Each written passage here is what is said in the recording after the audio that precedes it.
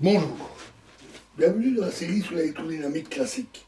Donc, nous avions commencé, toujours dans l'électrostatique, nous avons commencé l'approche des études de l'analyse variationnelle et on avait obtenu les conditions, la solution, la méthode avec les conditions de Dirichlet.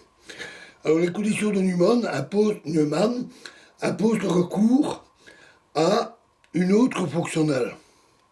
Supposons que les conditions aux limites sur psi soient définies par des psi sur dn à la surface S est égal à f de S, où le vecteur S désigne un point de la surface grand S. La fonctionnelle adéquate est alors I de psi est égal à 1 demi intégrale de volume de nabla psi fois nabla psi fois d cube x moins intégrale de volume de g psi d cube x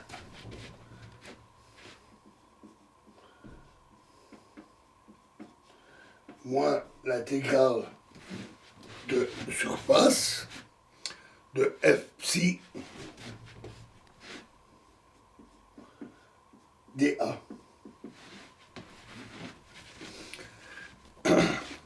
En reproduisant les mêmes étapes que précédemment, la vidéo précédente, la substitution psi en psi plus delta psi aboutit au premier ordre à la variation delta I égale intégrale de volume de moins nabla carré psi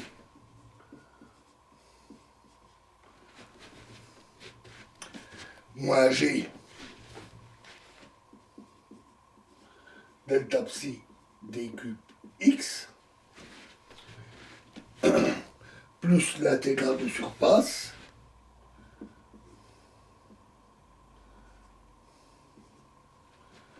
de d psi sur dn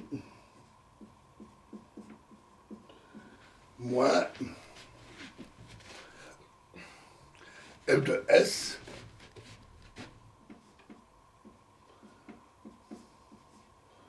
delta psi dA.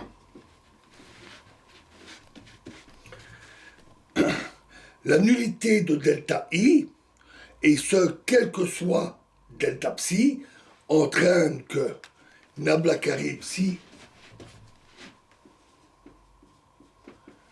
égale moins g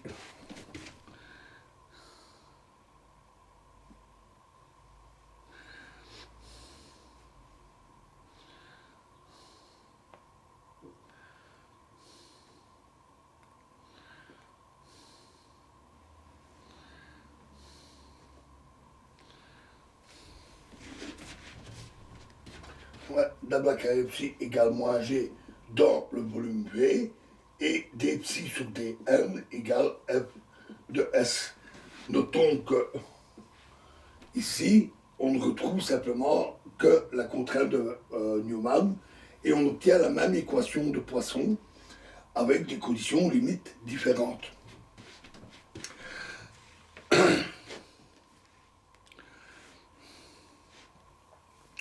Ici encore, la fonctionnelle est un minimum stationnaire si psi satisfait ces conditions. On peut obtenir des solutions approchées à l'aide de fonctions d'essai satisfaisant les conditions de Neumann, comme on l'a vu pour les conditions de Dirichlet.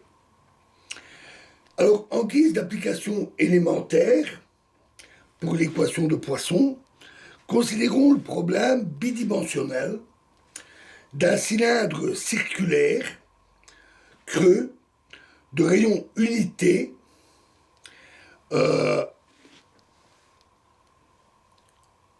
centré sur l'axe Z et renfermant une densité de charge G de X égale G de ρ en coordonnées polaires,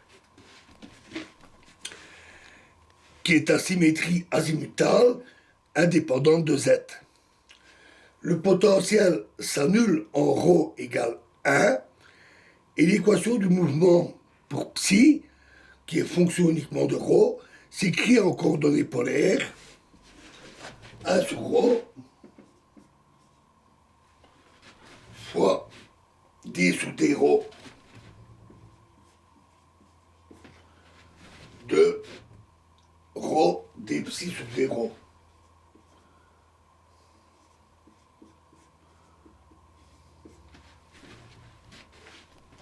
Égale moins g ρ.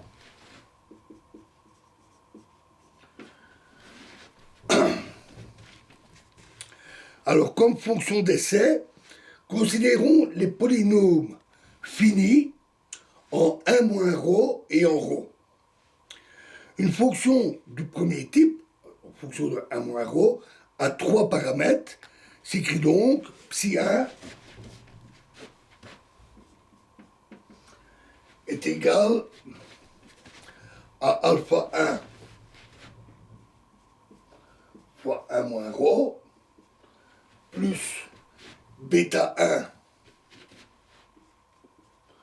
fois 1 moins ρ carré plus gamma 1, 1 moins ρ au cube.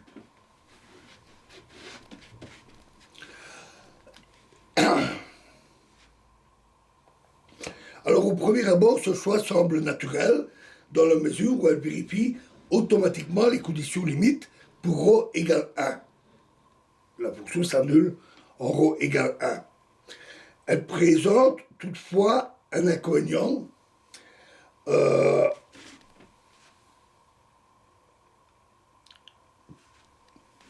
parce qu'elle offre une représentation de psi qui est moins précise qu'une série de puissances de ρ. Pourquoi? Alors la raison vient de ce que la densité de charge G est finie et non singulière à l'origine. Le théorème de Gauss montre alors que psi il passe par un maximum ou un minimum. Ces conditions à l'origine et en ρ égale 1 sont en revanche satisfaites par une fonction en puissance de ρ à 3 paramètres. Donc, essayons psi 2 égale alpha ρ carré plus bêta ρ cube plus gamma ρ exposant 4 moins alpha plus bêta plus gamma.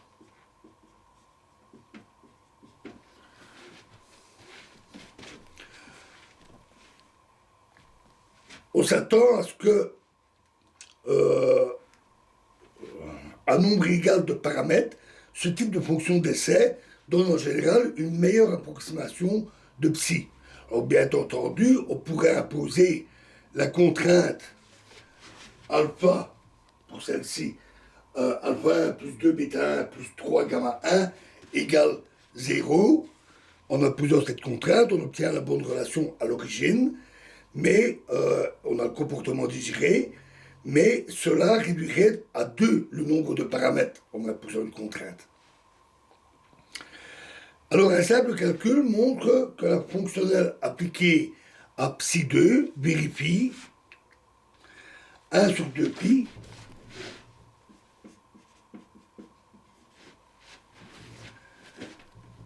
I de psi 2 est égal à 1 demi alpha carré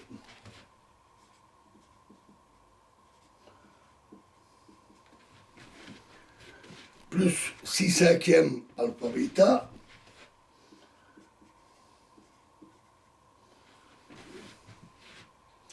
plus 4/3 alpha gamma,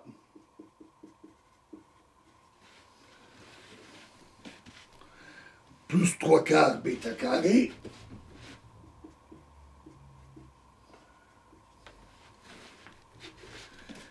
plus 12/7 bêta gamma,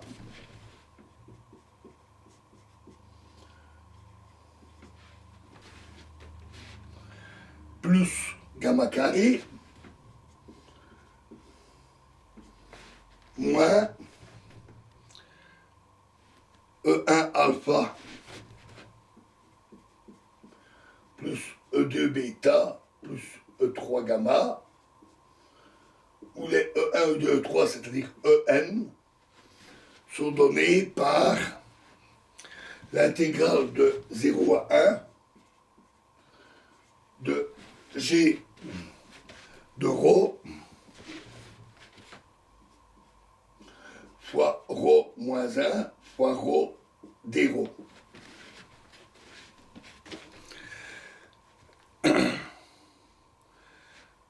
Alors, le résultat pour psi1 a la même forme, mais ne diffère que par les coefficients.